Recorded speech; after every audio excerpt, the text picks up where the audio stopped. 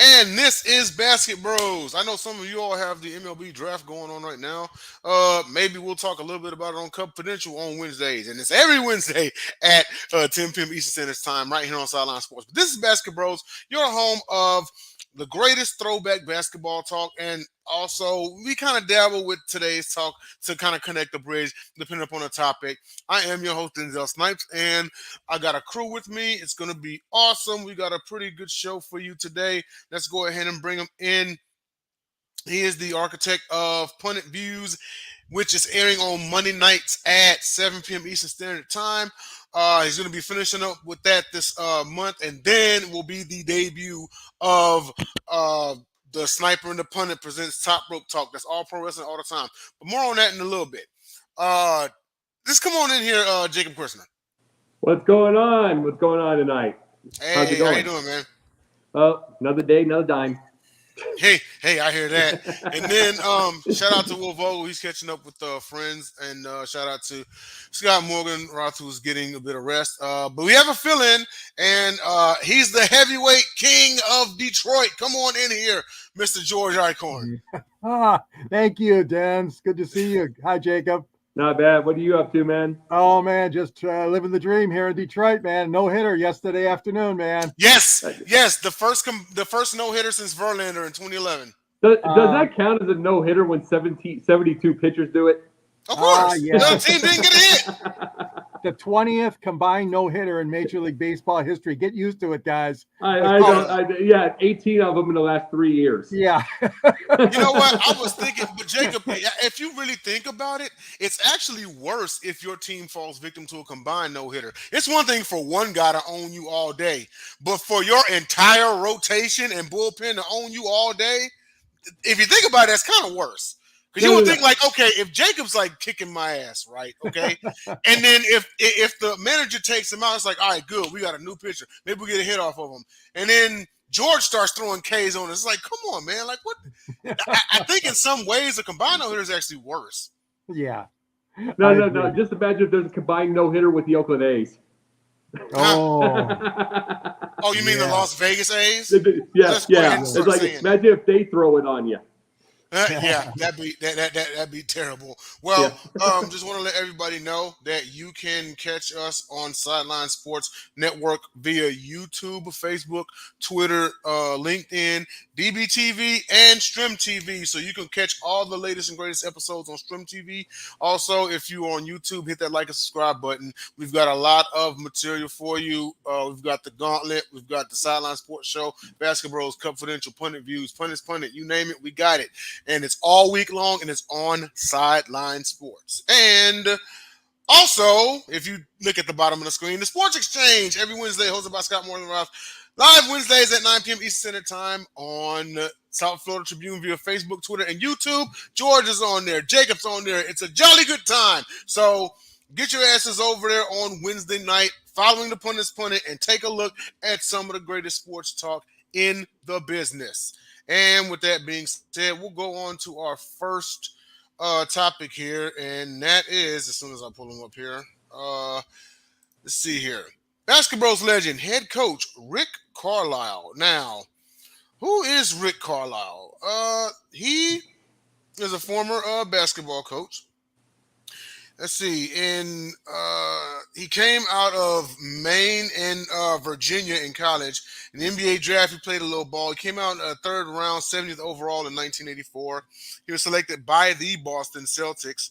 As a player from 84 to 87, he played with the Celtics. He won an NBA championship with them in 1986. Pretty much as a player, that's all he had really been known for.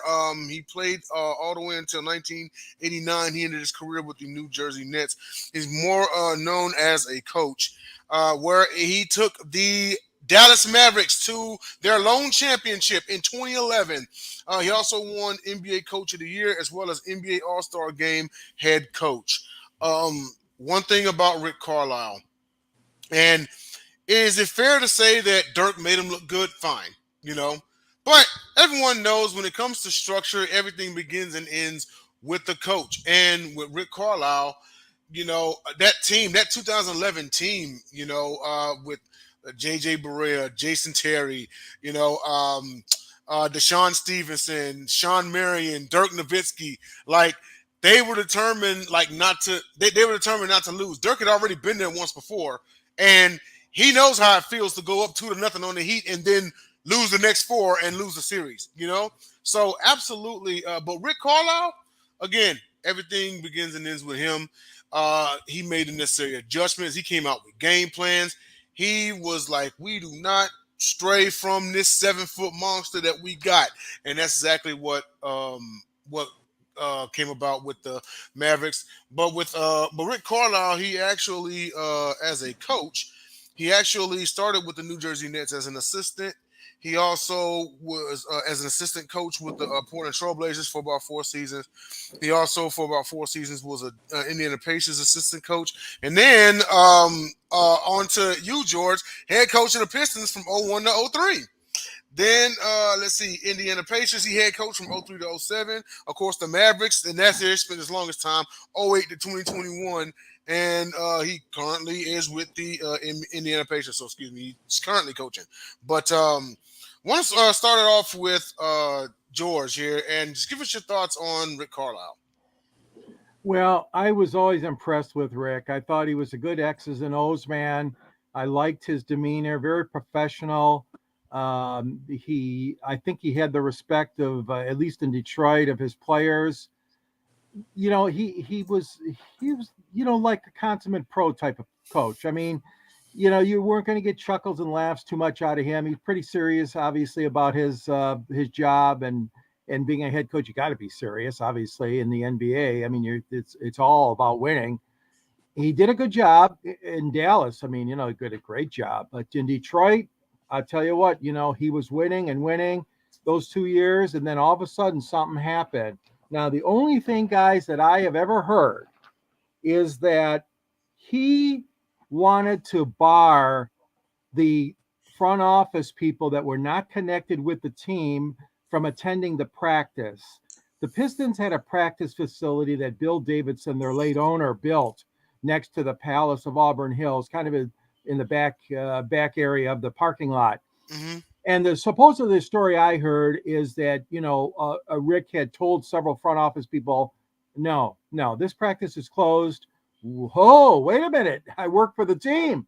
You're not going to let me watch? Well, again, I never was able to confirm that story, but I've heard that from more than one person, and that was one of the things that broke the camel's back. Now, if it was the owner, I wouldn't be so stupid as to tell my owner, Bill Davidson, you can't even watch practice.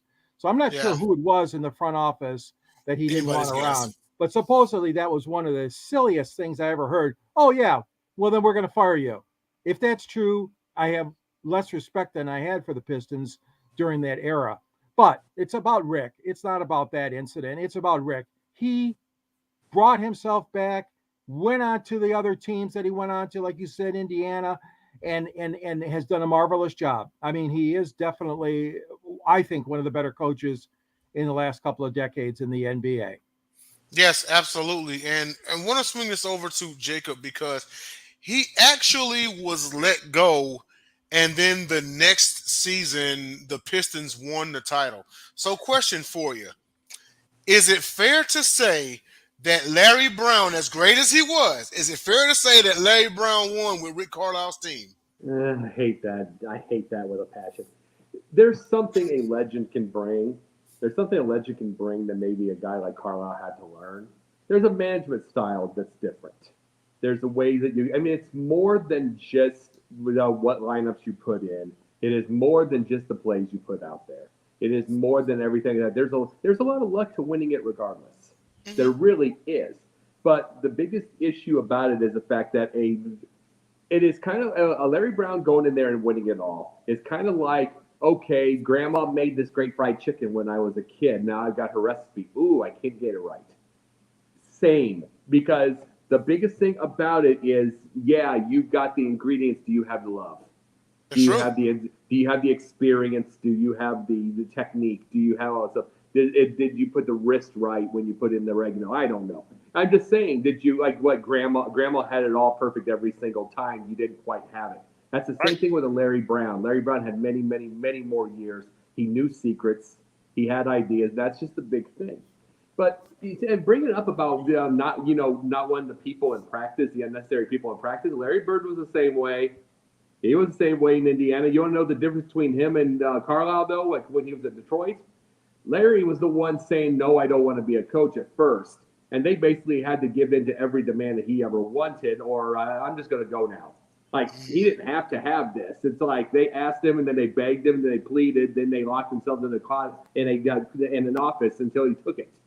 You know what I mean? It's like, so it's like if someone like him says, no, you're not going to come in here, they're not going to, Indiana's going to listen to him because he does not mind walking away. Where it's like, this is a wealthy man who watched his money all his life. This is not a money thing. This is what can we do?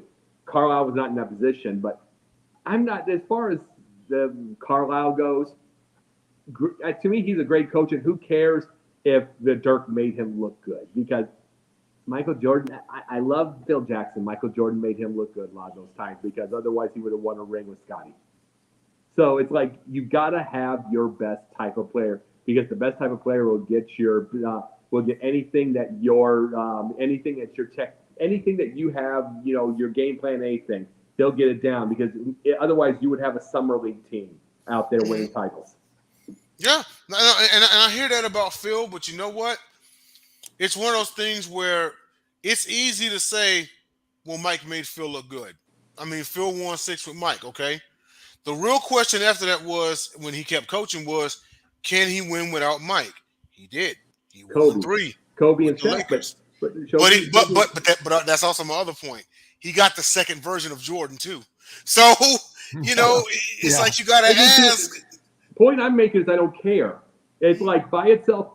Remember, you got to remember by itself. Before Phil Jackson, you had Kevin Lockery, who was terrible with him, trying to keep the ball away from him. He still scored 28 a game. Yeah. You had Stan Albeck, who they've gotten him off the street. Then you had then you had Doug Collins. I almost call him Phil Collins. Then you had Doug Collins. And you had those, and it's like, and he gave the whole ball to him. But still, he didn't have the whole team thing. Phil had the whole team deal. See, and I don't care who makes who good. It's a team in the end. Yes. Exactly. It's a team in the end. And it's like, there's so many, and I don't want to hear about Bill Belichick. Oh, he wasn't great without Tom Brady. He created a system. Tom Brady ended up having to be there. But if you win 8 games or 9 games with Mac Jones, you're a good coach. I'm sorry. Mac Jones is terrible. Mac Jones is terrible. So, period. Yeah, but I mean, we talked about how Belichick was a great defensive coordinator. He has a defensive scheme that's literally sitting in the Hall of Fame, and that happened a full how many years before Brady? So it's not that he didn't know what he was doing out there. Shoot, even Tom Brady's first year as a starter, that was the defense and running game that kind of carried him because Brady didn't really start becoming Brady until what, year 4? That. And you know something, there was a lot of drop-offs, a lot of screens, but I mean, you know something? By itself, the systems they had back then is what we see on most of everybody right now. We do not see a lot of 50-yard bombs anymore. We just don't. They started 20 some odd years ago. They started because the Tom Brady could not throw more than about 47 yards until about year 6. Yeah. So they had to do, but he's just a smart quarterback. It's more than just the TikTok highlights. He is. Yeah. We didn't. Now also keep in mind, 2007 they get Randy Moss. So now he had no choice but to throw deep. This is kind of like what we had been talking about, right? With Tua. Now you got Tyreek Hill. Now you got Gesicki. Now you got Jalen Waddle. Now you got all these. You better do something with this roster or you're going to be holding a clipboard, Mm-hmm. So the addition of Waddle and Tyreek Hill and everybody forced him to step it up, Yep. But before that, his arm, just like you said, screens and dump-offs. Couldn't throw over the middle, couldn't go deep or nothing like that. But once you got Tyreek Hill, sometimes it takes that right receiver to step that quarterback's game up. Well, that's just.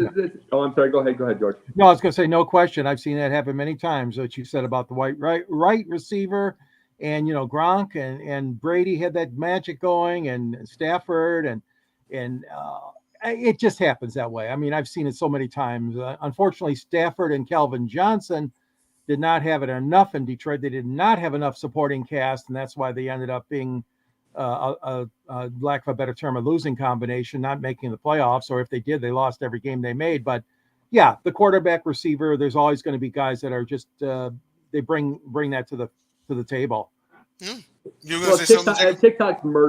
TikTok has murdered the idea of what fans supposedly know. It really has, because you're just going to go show Matt Stafford and Calvin Johnson highlights for 3 minutes. Oh my God, we should have won. It's like no blocking schemes. There's not much running.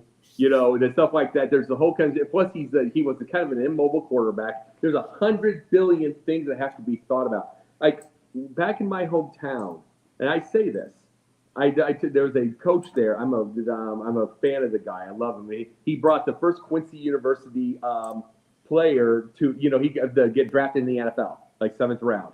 First Quincy University player ever. He coached him. Gary Bass is his name. And I remember I've talked to the guy through a little bit here and there, and I said to him, I don't care what your record is. I mean, his record's about 5-6, 4-7 sometimes. Maybe once in a while 6-5. But they'll play teams every once in a while. I mean, 4 times a year they'll get 50 points. They got great offense. But when they play high-end teams, they get that beat like 54-3. And it's like you had to find a consistency. And it's like once you find it, then people will forget about that part. It's like there's so many things, so many intangibles it takes to be a coach. That's including Carlisle. Yeah, absolutely. Well, I want to get on to our next topic here, and that is our first Basketbros moment in time. One of 3 tonight, and that is in May of 2002. Following the Sixers' first-round loss to the Celtics, Allen Iverson goes on one of the most memorable rants in sports history. Now, a little background behind it is, and speaking of the great Larry Brown, it's no secret that these two didn't get along. As a matter of fact, it was revealed to him that he wouldn't be traded and that the two of them would be together for the foreseeable future. Of course, the 2 years from that time period. Allen Iverson gets in front of microphones and he says the word practice 22 times. 22 times. And so want to swing it over to George. And when you look at Mike Gundy's I'm a Man, Dennis Green, we let him off the hook. They are who we thought they were. And then Jim Mora, playoffs? Where does this rant rank to you in history and your thoughts about it?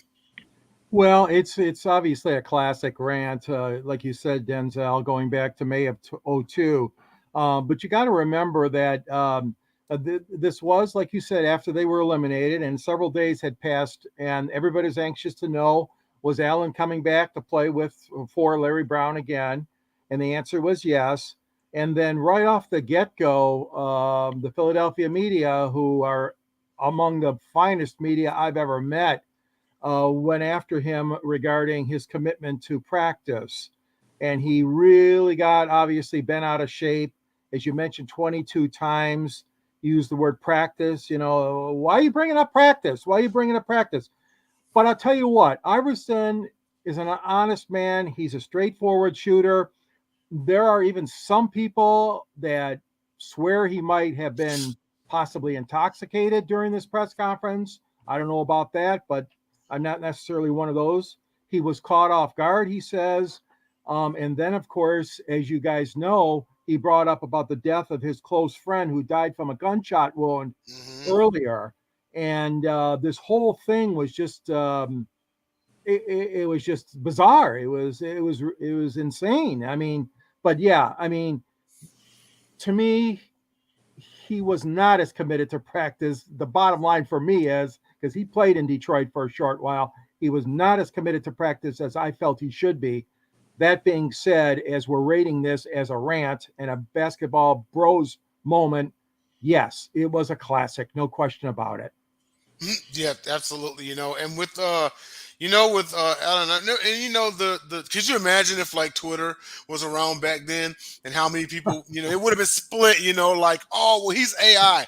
Who said he needs practice? And then you would have had the hardcore, especially the old heads saying like, oh, well, he's still a basketball player. Still needs to, get his ass in the gym. I want to swing it over to Jacob here, who suddenly looks like Clark Kent. I'm trying to be like George. but with the aforementioned sports friends and history, where does this rank to you, and your overall thoughts about it? Well, here's the issue with his practice. We're talking practice. We're talking practice. No, when we deal the whole thing with practice, it's the fact that it's not necessarily just for doing good in that moment. Remember, we learned this at 9, 10, 11 years old to get the technique down, to get, the basics down, which he had those. Here's what practice would have done for him. Practice would have made him better in Denver and Detroit and all of those other years to have a better life, because he was a young natural. He was a young natural. You got to remember this. Michael Vick, same way. Michael Vick was the same way. He, in Atlanta, a joystick. But he was either a 70-yard run, a 60-yard pass, or 3 and out. And when teams like Philadelphia and Chicago's defenses got to him, all they had to do was put a spy on him, and he was dead. And that is the lack of practice, when not taking it seriously and not reading your playbook, not doing that stuff, not studying in the same boat. Those are the same things. And it's like, so when you get there later, here's the deal. Andy Reid gets Michael Vick later, and he looks so much better. But how much better would he have been if he would have paid attention all those other years? It's the same with Allen Iverson. It is hard to say practice. I mean, meanwhile, I carried us to the NBA Finals with one win in LA. I carried us there. So why would he say something like this? We're talking practice. Well, you would say that. The whole thing with practice ended up being right later, because if he would have had all of that and the basics down, he probably has a better later career than he did. Because once everything came, I mean, remember, he went back to Philly one year and they gave him a standing ovation, thinking they're getting the old Allen. And and see, those are the things that guys like. Those are the things that a natural misses. The natural types miss. See, MJ, you didn't have to worry about that. He was psychotic in practice too. Yep. But that's one of the things that a lot of these people that did not want to practice, they missed this point. It's not the now, because the now looks good. It's the later. Because why did Moses Malone, even though he had the 2 points a game in 21st season, why did he still get called on? He's probably a practice player. He probably remembers every offensive system there ever was. He probably remembers every little deal. He can mentor young centers. Though that's why he was still called upon, even though his knees were gone by year 11. But those are the things with that. It's you got at certain point you think you're invincible, then you find out you're not, but you keep trying to bring it back. At that point, practice would have been the best for that, because it brings it back later.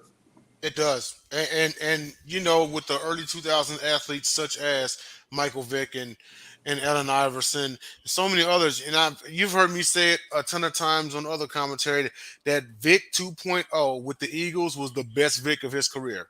That was the best Vic because he actually learned how to play quarterback. Yes, he learned how to read a defense. He learned how to see the field. He didn't run as much. He didn't run as much unless it was a set run. He was actually reading the field. He was. You remember when I came on here and said Johnny Manziel was a one-read quarterback? Mm-hmm. That was Vic. Yeah. That was Vic. Just like you said, 60-yard pass, 70-yard run, or 3 and out. Yep. Yeah. NFC Championship game versus Philly. Philly smashed him because it did not take long to figure him out.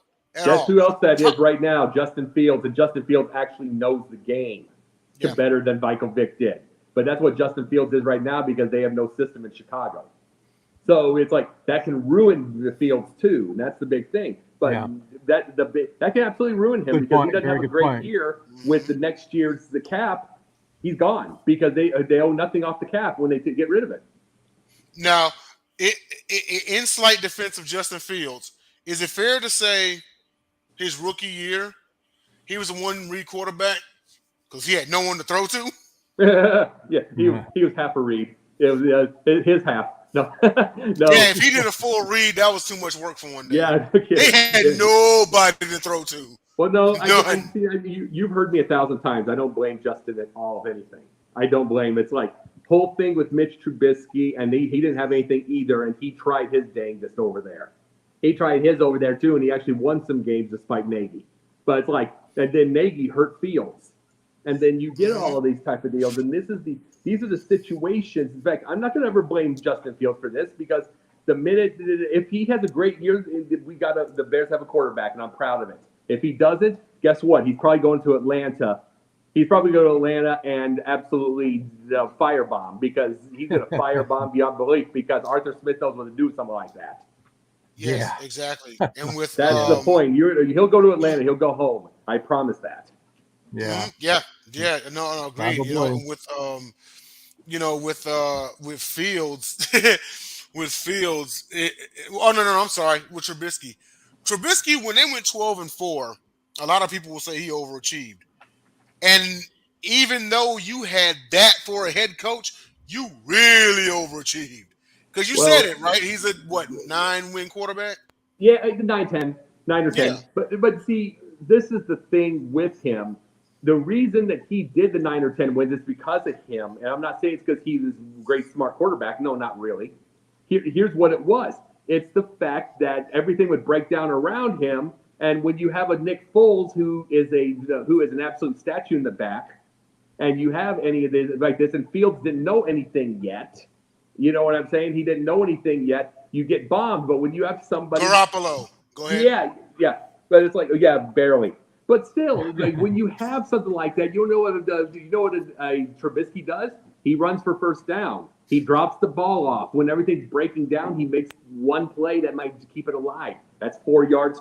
You know something? That 4 yards would be great with Fields. I'd love to see that because here's the thing: if he doesn't run those 70 yards, he got sacked 55 times last year.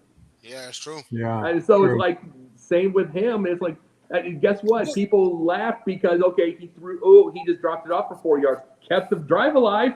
Kept the drive alive, yeah. And then you got to think, doing the best you can with a poor line. Who knows something about that? Deshaun Watson was our quarterback. With that O-line that we had, yeah. And we said it from the bat. It's like, you're going to have to keep your feet moving, man. You got to be out of that pocket in like 2 seconds because that line sucks. Our line sucked. Yeah. And I don't want anybody to think I'm thinking Trubisky is a Hall of Famer. I mean, he whipped Detroit 6 ways from loose. But he whipped them 6 ways from loose. He averaged like 310 yards a game against them. That's the funniest part. 9 career 300-yard games, and 4 of them were Detroit. But thank you. But no. I'm like, George is right there, man. I know. I did it for that reason. But no, I can remember that. I can always remember that. But the biggest thing is, I'm not going to call him the all-time Hall of Famer, but if you need a team on a Sunday, you need to just win and do what that takes to win. Your defense does its job. You don't make enough mistakes. He was about a 24-12 average.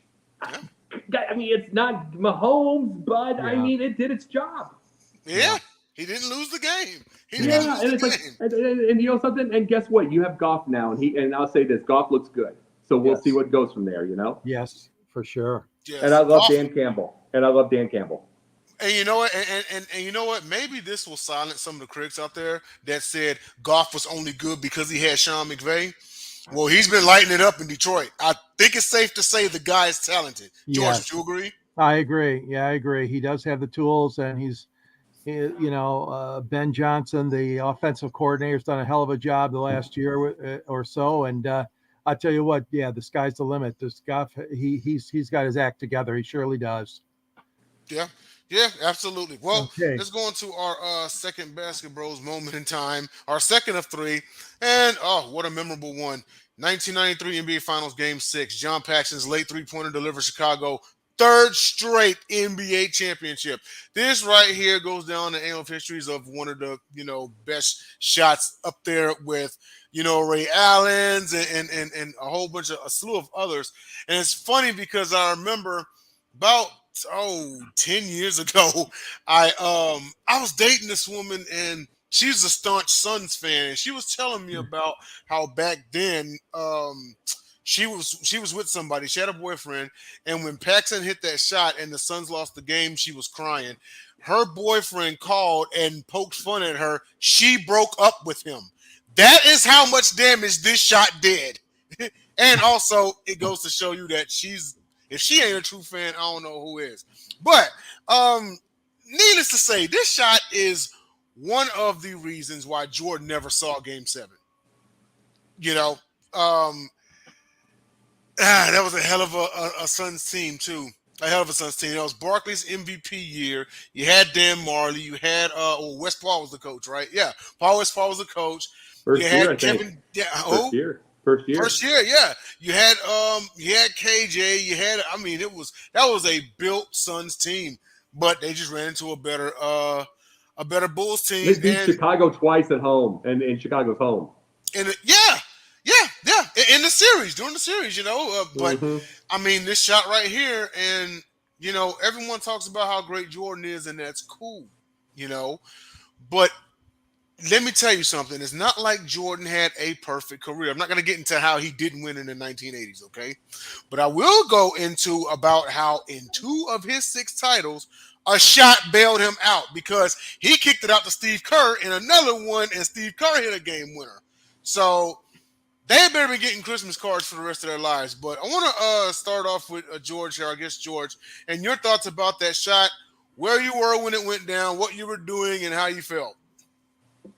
I think I was, I know I was watching in front of the telly, obviously, at my home, where I watch a lot of my sports, obviously. And 1993, I know it seems like a long time ago to our young folks out there, but, 30 years ago, it was a fantastic moment in NBA history. That three-pointer, he got the ball with, 5-6 seconds. And the shot went in. I think 3.9 seconds were left on the shot.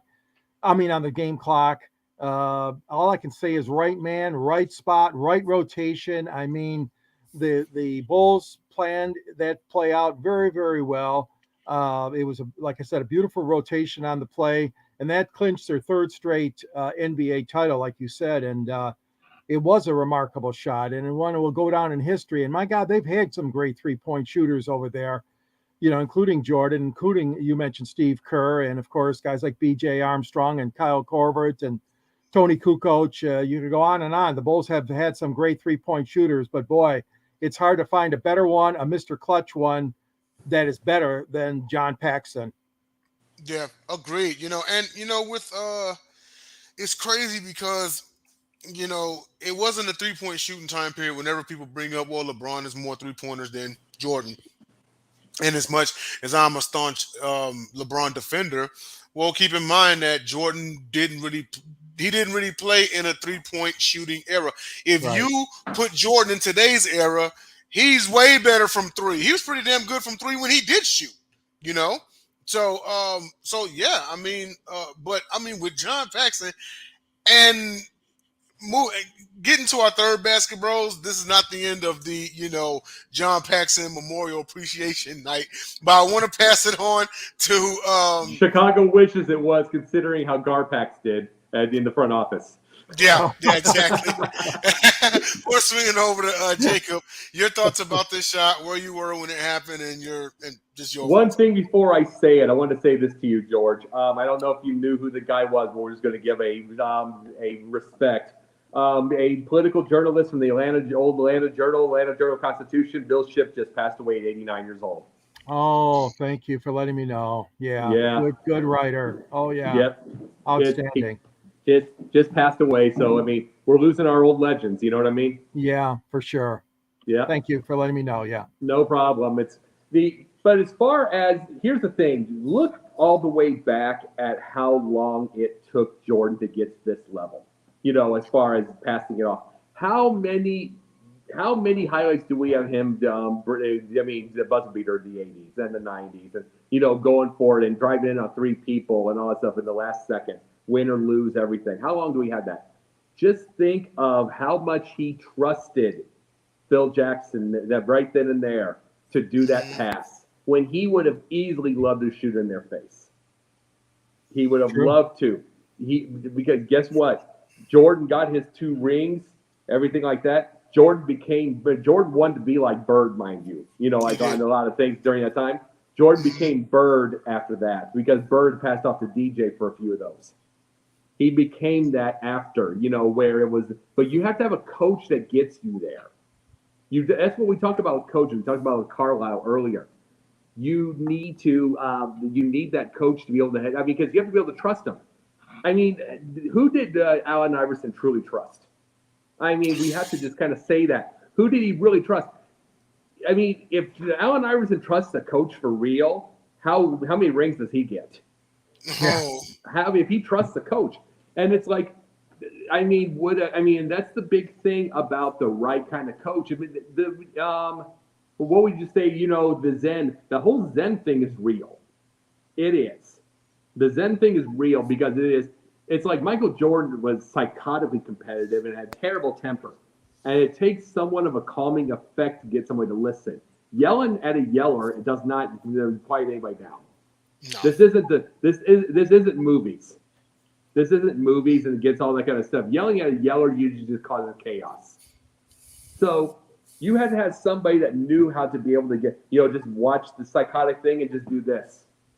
And just get to this and get to that day. That kind of thing right there, that little Zen right there is what got him to pass it to John Paxson and then Curl later. Just get to that. Because, I mean, see, how long did it take? Because Jordan trusted himself in that shot like no other. Like no other. Right. And it's like, I brought up Bird passing it to DJ. Remember, we've seen a lot of clutch shots from him. He only has 4 career buzzer beaters. He only has 4 career buzzer beaters. I mean, a lot of his other ones were like with the 6 seconds left, 3 seconds left, whatever. He has 4 career buzzer beaters. That's it. He passed it off. He passed it off quite a bit. So it's like Jordan had to learn that though. Jordan had to learn that. So that's the thing. It's like when people disrespect a coach and say you need to be fired, they don't know what the coach does. And sometimes a coach doesn't know what he does because I think about Bob Weiss, nerd coach, that was in Atlanta and all that stuff. You give Bob Weiss for a Dominique Wilkins? Really? I mean, was there anything that Bob Weiss was going to give that that's just what I'm saying. It's like, would you give Bob Weiss Isaiah Thomas instead of Chuck Daly? No. I mean, Bob Weiss is the assistant coach that knows a certain system that a coach of Chuck Daly would probably trust. But what do they do? A head coach is another level of mind. For sure. Absolutely. And this was one of those expected moments because, like you said, in moments like this, it was supposed to go to one man, and we all know who. So it was a little bit surprising. And I mean, I think I was 10 years old at the time. Even I was shocked that it didn't go to Jordan. I was like, oh, wow. He really just hit it. And he was wide open, too. He was wide open. So, I mean, it would have been just as great of a moment if Jordan had driven in and laid it up on 2 or 3 other guys, but Paxson got his moment. And that actually was not the only moment that he had. Yeah. And this is our third Basketbros moment in time, 1986. Two-pointer. Oh, was it 2-pointer? 2-pointer. Sure I'll bring the story up. Oh, okay then. Hey, you know what? Go for it. No, okay, I'll bring the story up. The biggest thing was that this was right after Michael Jordan's foot break. It was after his foot break. He missed much of the season. Here comes Jerry Reinsdorf and here comes Krause. They make a rule, their own little rule to Stan Albeck, who was an absolute wimp. I mean, Stan Albeck was the real life version of every sitcom dad ever. Every white sitcom dad ever. The wimpy milquetoast dude. They gave him the rule: you can't play him more than 30 minutes. 30 minutes. 30 minutes and 1 second was 6 seconds left in the dang game against Indiana, and they have to sit him. And Albeck doesn't. Albeck is a wimp. Albeck is not Phil Jackson. Albeck's not even Doug Collins, who definitely wouldn't have listened. You've seen Doug Collins. Doug Collins would not have listened. True. It's like Albeck is not that guy. Michael sits, and the Paxson goes and gets a 2-pointer and wins it and gets him into the playoffs against Boston, which we get 63 points and whatever. Yes. Go ahead. But that's the thing. John Paxson gave a lot of Jordan's mind, and he gave him a lot of his highlights for his career based off of that. And considering if Jordan stays in that game, does he make that shot? considering he just came off the broken foot. Right. He was like 6 games in off the broken foot. Does he make it? Then we never see 63. Yeah. So those are little things like that we have to think about. Maybe he does make it. But John Paxson was another one. Yeah. Incidentally, didn't his brother Jim Paxson win the NBA title that year with Boston? No. He came in. I can't stand that. The story. Oh, Jim Paxson was a star in Portland. Goes to Boston. They think he's going to take Dennis. He takes Dennis Johnson's place or Ainge. And Paxson was used to being a star, and Bird was the alpha. So those two had a locker room that divide, like Republicans and Democrats on each side. Those two had a horrible thing in it, and that caused the first round rift. The first round out, which never happened in Boston. That caused the first round and out, and it's like bye Paxson, because Bird was not going to lose that battle. But no, it's like it's hilarious when you watch so many Bird to Paxson highlights in that 1 year. I mean, the inside, outside passes, everything. You realize they hated each other with their guts, and it shows what professionalism is. Yeah. They hate each other's absolute guts. They had a divide in the locker room, and yet you see a lot of passes going inside and to Bird or to Paxson outside, everything like that. And I'm like, that's what professionalism is. That's what professionalism. I mean, this isn't the Jordan Poole and Draymond Green deal and everything like that. It's like, I'm sure Bird would have loved to have cold cocked him, but I'm like, it's called professionalism. It is. Yeah. Well, until he has a run-in with Dr. J, then I guess everyone gets one. But I want to swing it over to George. Well, here. 3 of them. 3 hold them. Yeah, pretty much. Yeah. I want to swing it over to George here and your thoughts about this shot. It seems like John Paxson just is in the right place at the right time. Exactly. No player that I can recall in that era hit more crucial baskets than Paxson did. We just talked about the NBA Finals Game 6 in '93. I think I looked it up, and I think he shot only 36% from what would be the 3-point arch now in his career with the Bulls. But I'll tell you what, in the fourth quarter or in overtime, whatever, with the game on the line, he was deadly. And Paxson had a deadly way about him to make those shots, with the crucial shots coming down the stretch. And I had mentioned earlier about some of those great Bulls players that could shoot good 3-pointers. Mm-hmm. I forgot a couple of them. Hodges. Remember Kirk Heinrich? Craig Hodges. Yep. Yep. And you got Kerr, and of course you got Jordan. You got Ben Gordon, who was a former Piston at one time. Mm-hmm. And Scottie Pippen and B.J. Armstrong and Corvert. I mean, you got so many guys. But boy, oh boy, I'll tell you what, Paxson, it's hard to put anyone above him. When a game came on the line like that, this guy was deadly, and I liked him. I really did like him as a ball player. I know the Pistons and the Bulls had some terribly intense rivalry, as you guys know. And everybody in Detroit hated Chicago, especially Jordan. And we obviously took the brunt end of that in some of these years afterwards. So I don't know. I think it was a great shot by Paxson. He like you said, he put the Bulls in the playoffs, and Stan looked like an idiot. You're right, Jacob. Stan Albrecht. Like I said, he is the walking embodiment of every white sitcom dad, of the 80s, just the wimpy. Okay, I'll call him Stephen Keaton, the 140-pound wimpy. The beard does not belong on him. She's a shorter Danny Tanner, I guess. Yeah. Oh yeah. Yeah. Yeah. Oh yeah. The thing is, the biggest thing about, like I said, Albeck and everything like that is like someone like him by itself. You got to remember, people can say he went to a playoff. I mean, take a look at his record by itself. You know what I'm saying? It's like there are coaches that are just like, okay, I'll say Bob Weiss. That's 40. He was like 43 and 39 one year. But other than that, but it's like you get Stan Albecks, you get some of these. I mean, you get some of these certain ones that are like second tier coach. Second tier. It's like third tier would be let's see, Jim Boylan. That's Jim Boylan tier. That's the worst coach I've ever seen in my life. But there are second tier coaches that are there. They might make an 8 seed. They might help. It's like Alvin Gentry. I mean, they could be teachers. Alvin Gentry could have been a second tier, really. You know what I'm saying? It's like they know how to get to they know they're nice to the players. They know how to get to the thing. But another level, you don't get to the next level with them because they don't have the mind. Coaching is a mind. They don't have the mind. And in Albeck, you are going to win 6 NBA titles with Stan Albeck. Yeah. No. So, question: what tier would you put Lenny Wilkins? He's one of the all-time leading. I'll put him first because he's one of the all-time. I mean, by itself, he got to a lot of playoffs. 1 to 1.5. I'm not going to put him second because maybe he had those, but he also had 50-win seasons. He got 3rd and 4th seeds. He had all those. We know the whole thing, but I'm like, by itself, he was a combination. I would say later in his career he became a teacher, but by itself, look at the amount of wins he had.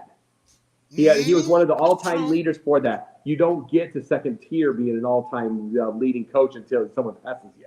That is true. The all-time pass, you don't. Now, some people may have a harsher judging standard because while everything else is top tier, he doesn't have the accomplishments, titles, etc.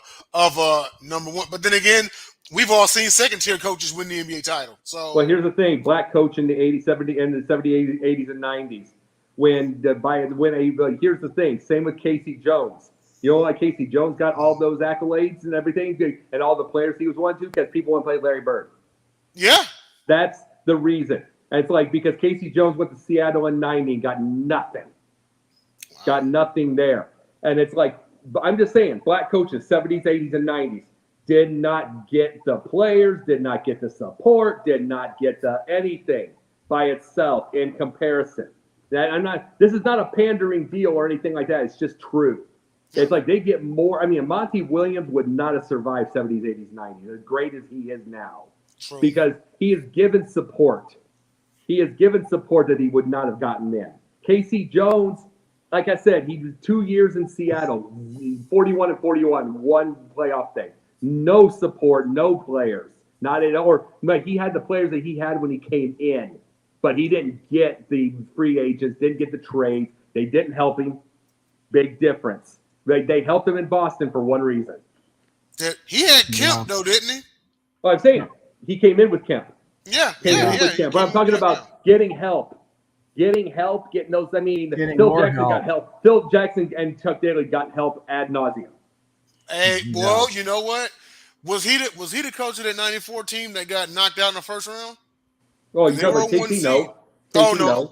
Okay, he was 90 and 91. That was it. Oh, okay, that's right. Okay, then. Go ahead, George. I'm sorry. I was going to tell you. I have a little story to tell you. When Casey Jones was with Boston still, and the Pistons are indicating they were done with Scotty Robertson before they hired Chuck Daly.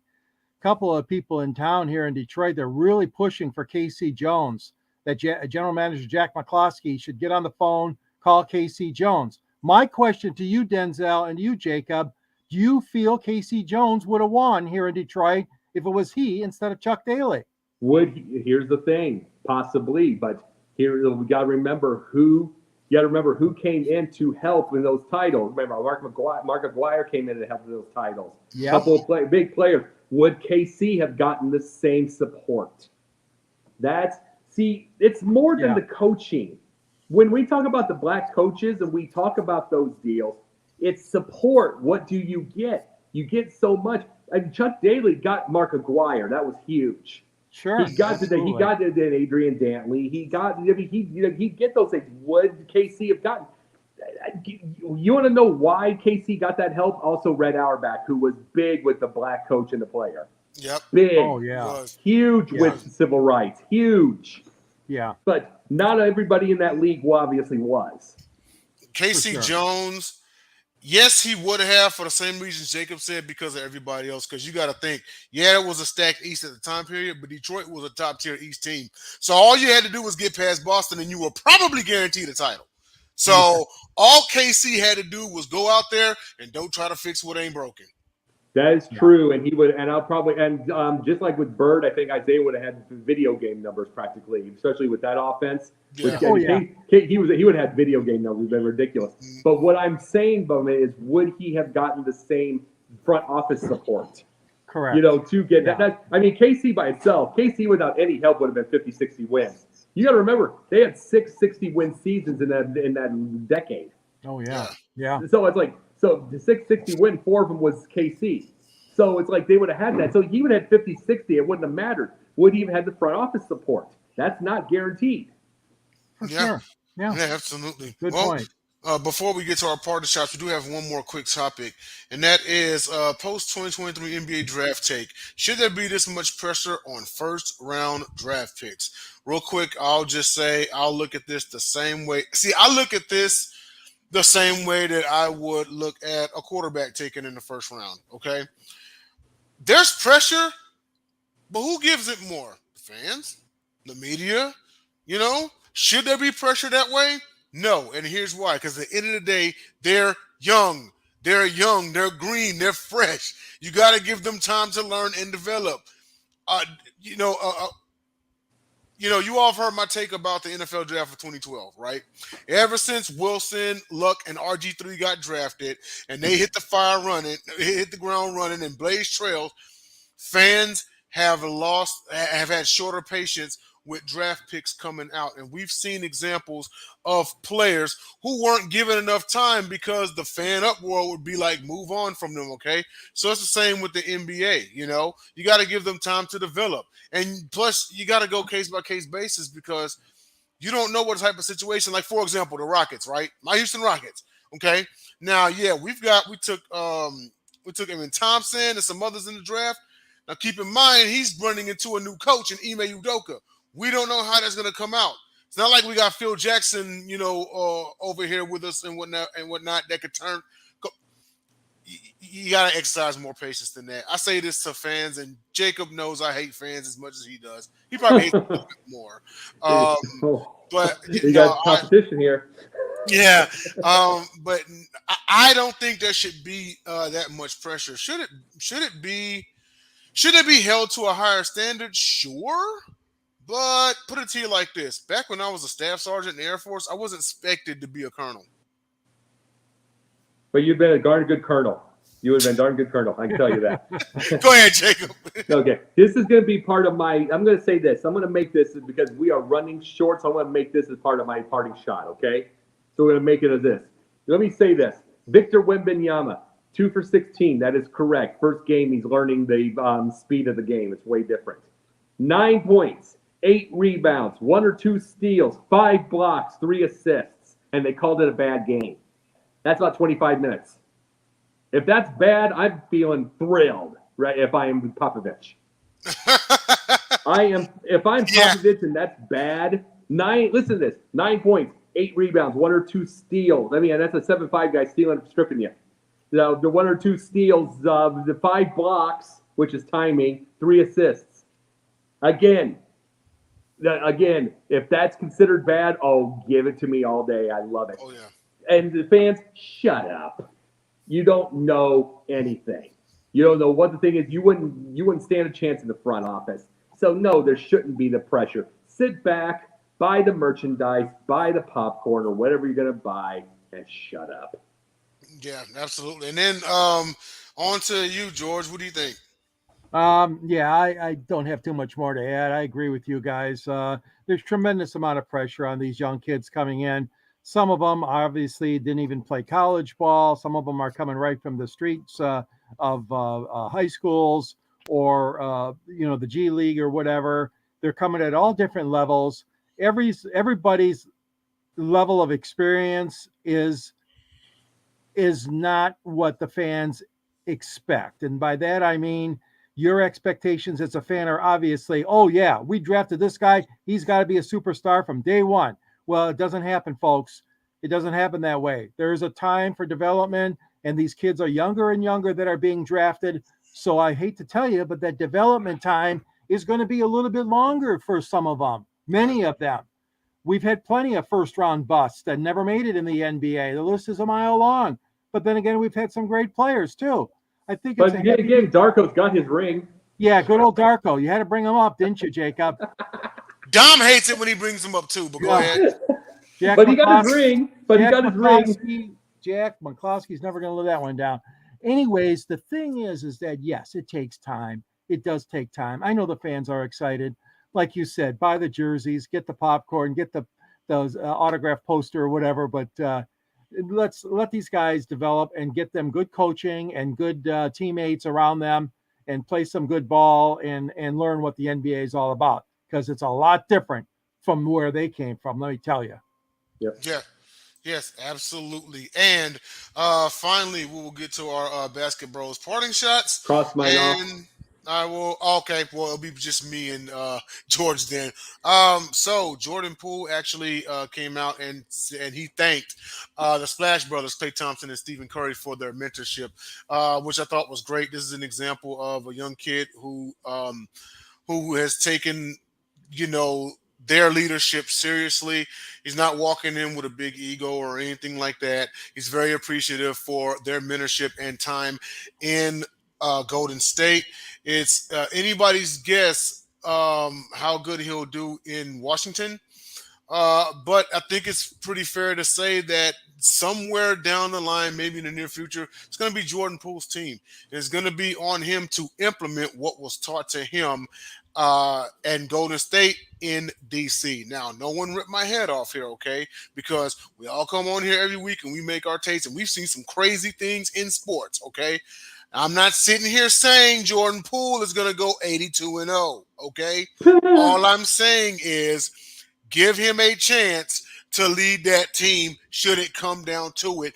Give him a chance to implement what was taught to him by the Splash Brothers out there in DC, and maybe, just maybe, shout out to JJ Jenkins when he came down here to Houston.